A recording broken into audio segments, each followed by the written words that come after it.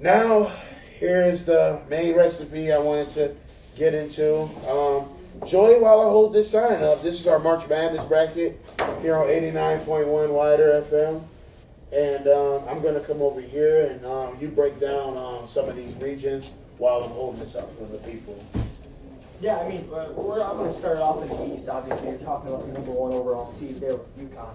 This is just a loaded region. You got 4 conference tournament champions right there, power conference champions between UConn, Iowa State, Auburn, and Illinois.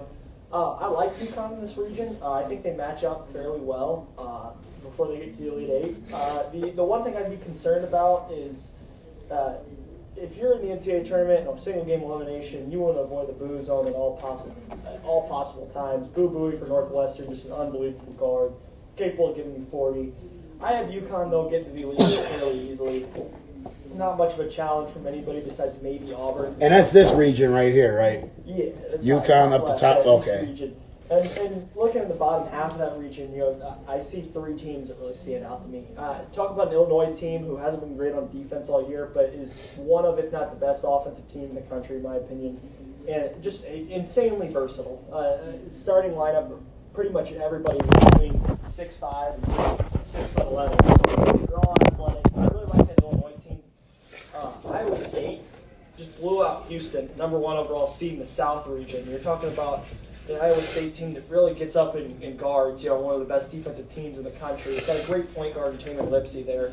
But I see them going down in the second round to the Drake Bulldogs. Coming out of the Missouri Valley, a little bit of an underrated conference this year for me. I believe in Tucker DeVries.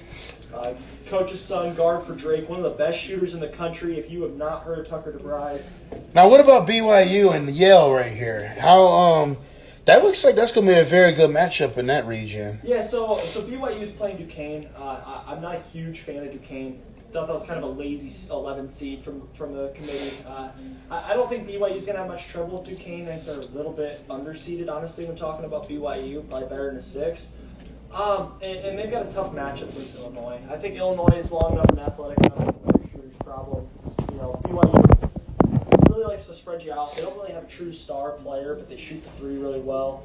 Yale-Auburn, I think, is a really interesting matchup, in my opinion. If you look at what Auburn does well, they do 2 things really well. They're great on the offensive glass, and they're great at winning the turnover battle. And those are 2 things that Yale is 13th in the country in turnover margin and offensive rebound percentage. So I think that this Yale team could give Auburn a lot of trouble. I think that's kind of a sneaky upset pick that no one really is talking about just because of how hot Auburn has been coming into the tournament. But they had a fairly easy road. Alabama didn't make it this year too either, didn't they? They're a 4 seed in the West region. They're down there. Oh, okay. Yeah, so I mean, this Auburn team, had a little bit of an easy run through the SEC tournament. My pick would be UConn playing Illinois in the Elite Eight, and